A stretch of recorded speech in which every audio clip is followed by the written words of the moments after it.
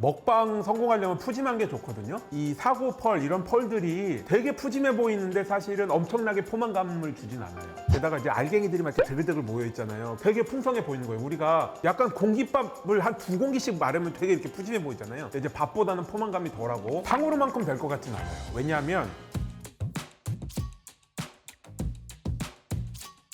틱톡과 유튜브를 뜨겁게 달군 이 디저트. 사고펄을 휘휘 저어서 국자로 한 입 퍼마시면 그 맛이 환상적이라는데요. 최근 틱톡에서 망고사고 열풍이 불면서 1020 사이 대유행템이 됐죠. 망고사고는 망고와 사고펄이 들어간 마시는 디저트로 홍콩에서는 양지감로라고 불리는데요. 홍콩식 화채라는 양지감로와 이 열풍의 중심으로 작지만 강한 식감을 자랑하는 사고펄에 대해서 알아보려고 합니다. 탕후루 열풍을 이어받아 망고사고 열풍을 불러일으킬 수 있을지 오늘은 음식평론가 이용재님과 함께 이 양지감로에 대한 재밌는 썰을 한번 풀어보겠습니다.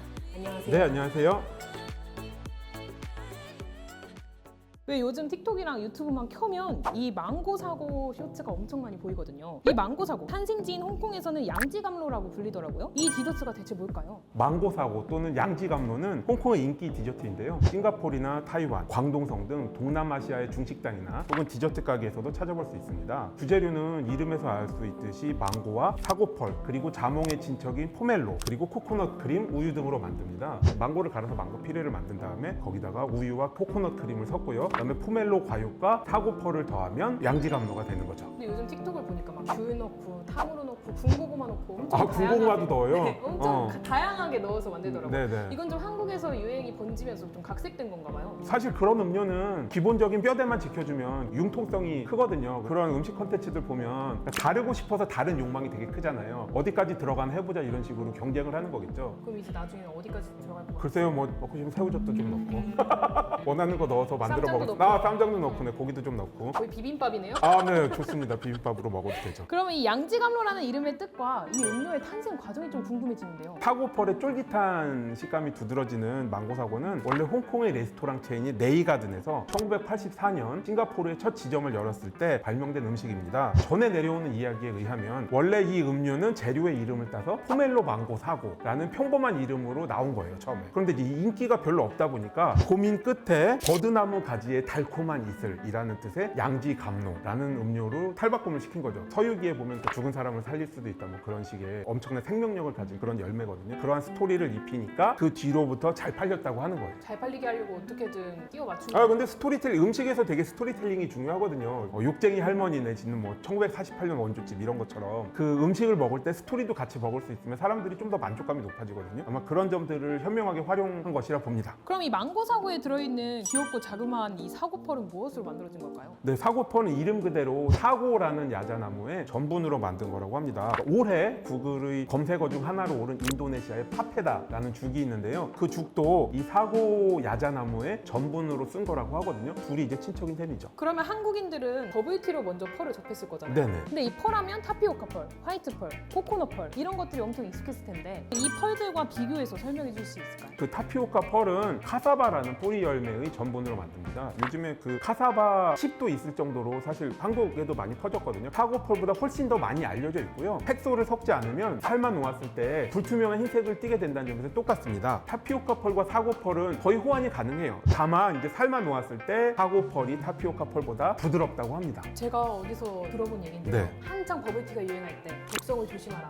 아, 이런 얘기 네네네네. 들어봤어요. 그래서 타피오카 펄은 약간의 독성을 지니고 있어서 삶는 과정이 굉장히 복잡하다고 들었어요. 사고펄에는 독성이 없는 건지 차이가 뭔지도 궁금해요. 타피오카 펄에 청산 글리코시드가 있다고 하거든요. 덜 익혔을 경우에 청산가리를 배출할 수 있다. 그런 가능성은 있지만 실제로 우리가 굉장히 적은 양의 타피오카 펄을 먹기 때문에 크게 위험은 없다고 하고요. 저도 이제 타피오카 펄을 삶아봤는데요. 기본적으로 조리법은 크게 복잡하지 않아요. 다만 이렇게 좀 오래 삶아주는 거, 푹 삶아주는 거. 네, 오늘 프로틴스 너무 잘 들었습니다. 저도 한 사발 국자로 퍼먹고 싶었던 양지감으로 재밌는 썰이었습니다. 저희는 다음 주에 더 재밌는 주제로 또다시 찾아오겠습니다. 감사합니다. 궁금하신 음식 댓글로 남겨주시면 제가 한번 썰을 풀어보도록 하겠습니다.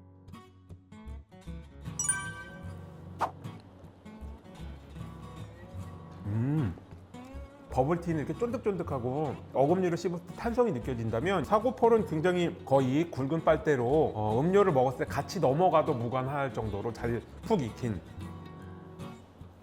부들부들, 짠득짠득보단 부들부들하게. 근데 이 음료는 균형이 괜찮네요. 조금만 더 달았어도 괜찮을 것 같은데 이 정도라도 무리는 없고 맛은 괜찮아요. 오랜만에 이거 하면서 맛있는 괜찮다고 생각하는 거 먹는.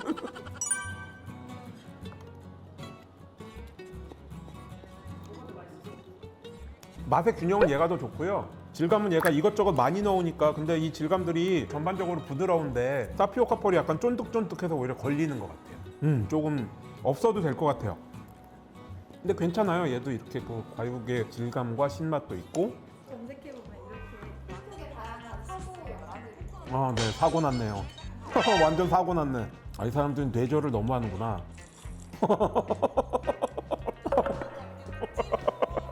지금 영상을 보면은 그런 생각이 들어요. 일단 먹방 성공하려면 푸짐한 게 좋거든요. 이 사고 펄 이런 펄들이 되게 푸짐해 보이는데 사실은 엄청나게 포만감을 주진 않아요. 그다음에 또 나름 씹는 맛이 가볍고 게다가 이제 알갱이들이 막 이렇게 드글드글 모여 있잖아요. 되게 풍성해 보이는 거예요. 우리가 약간 공깃밥을 한 2공기씩 마르면 되게 이렇게 푸짐해 보이잖아요. 그런 느낌이랑 비슷한 것 같아요. 이제 밥보다는 포만감이 덜하고 다 먹어도 엄청 배부르진 않을 것 같거든요. 그러니까 그러한 점들이 맞물리는 것 같아요. 푸짐한 반면 먹는 데는 좀 부담이 적고 재미는 있는데.